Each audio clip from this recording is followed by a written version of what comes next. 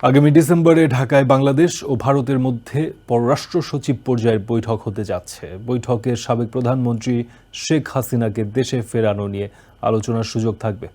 বৃহস্পতিবার সাপ্তাহিক ব্রিফিংয়ে পররাষ্ট্র মন্ত্রণালয়ের মুখপাত্র মোহাম্মদ তৌফিক হাসান এসব কথা জানিয়েছেন। পররাষ্ট্র মন্ত্রণালয়ের আশা, ঢাকা দিল্লি সম্পর্কের টানাপোড়েন কাটিয়ে গতিশীলতা আনতে ভূমিকা রাখতে পারে এই বৈঠক। ৫ অগস্টের পর থেকে বাংলাদেশ নিয়ে আপত্তিকর সংবাদ প্রচার করছে বেশ কিছু ভারতীয় গণমাধ্যম।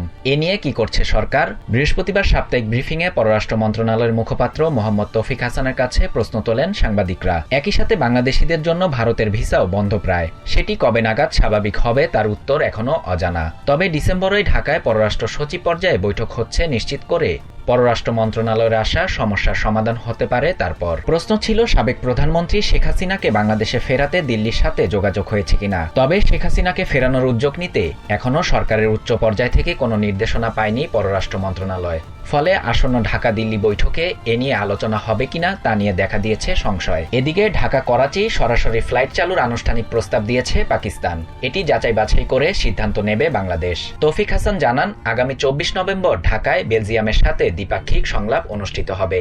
তাছাড়া ২৫ নভেম্বর আন্তর্জাতিক অপরাধ আদালতে চিফ প্রসিকিউটর করিম আহমেদ খান বাংলাদেশ সফর করবেন।